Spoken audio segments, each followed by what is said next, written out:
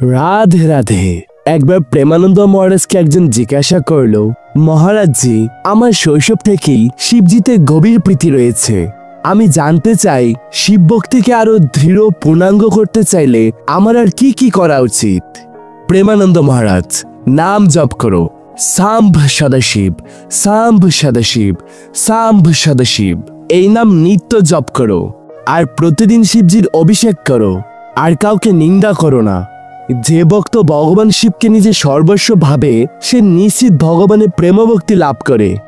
যখন শিবজির নাম আসে তখন হৃদয় আনন্দ ও কৃতজ্ঞতা পূর্ণ হয়ে যায়, কারণ আমার জীবনে সবকিছু তো তার কৃপাতেই লাভ হয়েছে, তাই নয় কি? যে ভক্ত নিরন্তর ভগবান শিবের আরাধনা করেন, ভগবান শিব তার অহংকার নাশ করে দেন। অহংকারই জন্ম মৃত্যু চক্রের মূল। আর যখন ভগবান শিবের কৃপায় সে অহংকার বিনষ্ট হয়, তখন ভগবানের শুদ্ধ প্রেমভক্তি তার হৃদয়ে উদিত হয়। ভগবান শিব হলেন পরম বৈষ্ণব আচার্য। তিনি সর্বশক্তিমান হয়েও দেখো ভগবান শ্রীহরি চরণামৃত গঙ্গাজলকে কিভাবে নিজের মস্তকে ধারণ করে আছেন। তাই শিব ভক্তি ছাড়া অহংকার কখনো বিনাশ হয় না, আর অহংকার দূরে না গেলে হরিভক্ত লাভ হয় না। মনে রেখো, যদিও শিব ও হরি অভিন্ন, তবু প্রথমে শিবের আরাধনা করেই শ্রেষ্ঠ। কারণ শিবের কৃপা না হলে হরি কৃপা পাওয়া যায় না।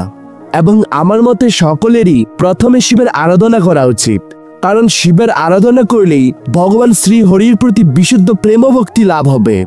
প্রেমানন্দ মহারাজ, যে কোনো মহাজ্ঞানী পণ্ডিত বা সিদ্ধ পুরুষ তারা সকলেই শিবের কৃপাতেই হন। যারই উত্তম সদ্গতি হয়েছে তা ভগবান শিবের দয়াতেই হয়েছে। শিব পরম করুণাময়, তিনি করুণার অবতার। আর তার আরাধনা প্রধান বিষয় এই যে কিছুই লাগে না, শুধু এক লোটা জল, একটা ধাতুর ফল আর একটু আকন্দ ফুল। এই জিনিসগুলো পৃথিবীর আর অন্য কোনো দেবতা গ্রহণ করেন না, কেবল শিবজি। কেউ কি নিবে এই বিষাক্ত ধুতরার ফুল? প্রভু ইচ্ছে করি এমন জিনিস নিয়েছেন যেন কারো কষ্ট না হয়, সহজে ও বিনামূল্যে তা প্রাপ্ত করা যায়। বিল্লপত্র, দাতরা ফল, আকন্দ ফুল আর এক লোটা জল, এই দিয়ে ভগবান শঙ্কর পরম সন্তুষ্ট হন। তাকে প্রণাম করলেই তিনি খুশি হন। তিনি অতি দ্রুত সন্তুষ্ট হন, তাই তার নামই আশুতোষ। আবার তার তৃতীয় নয়ন খুলে গেলে সমগ্র বিশ্ব ধ্বংস করতে পারে, এতই শক্তিশালী তিনি। শিবজির অর্ধাঙ্গ থেকে জন্মেছেন কালী, দুর্গা, অম্বিকা ইত্যাদি শক্তি রূপিণী দেবীরা। এই সকল সব শক্তি তারই অংশ। তাই ভগবান শিবের আরাধনা সবারই করা উচিত। ধন প্রাপ্তি, বুদ্ধি প্রাপ্তি, পরিবারের শান্তি বা ভগবত প্রাপ্তি, তত্ত্বজ্ঞানে অবিষ্ট হওয়া, যা কিছুই চাও ভগবান শিব তা প্রদান করবেন। শুধু দরকার প্রতিদিন 2 মিনিট সময়।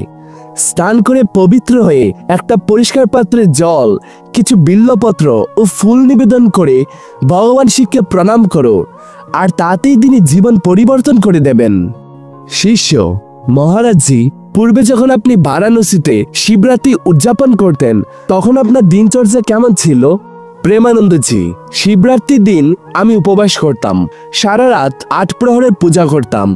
দিবসে 4 প্রহর আর রাত্রে 4 প্রহর। রাতভর জেগে থাকতাম, কিছুই খেতাম না। মন্ত্র জপ করতাম, নাম স্মরণ ও চিন্তন করতাম। মন্ত্র জপের সময় এমনকি অসুচি অবস্থায়ও সাম্ভ সদাশিব, সাম্ভ সদাশিব এই নাম হৃদয়ে জপ করতাম। এই মন্ত্র মুখে বলা উচিত নয়, এটি অন্তর্জপ্য এবং গুরু থেকে প্রাপ্ত হতে হয়। ভগবান শিব নিজেই উপযুক্ত গুরুরূপে আবির্ভূত হন এবং নিজের ভক্তকে এই মন্ত্র প্রদান করেন। যখন শিবলিঙ্গে জল ঢালা হয় তখন জপ করা হয় সাম্ভ সদাশিব, সাম্ভ সদাশিব। এই অভ্যন্তরীণ জপেই ভগবান আশীর্বাদ করেন। রাধে রাধে।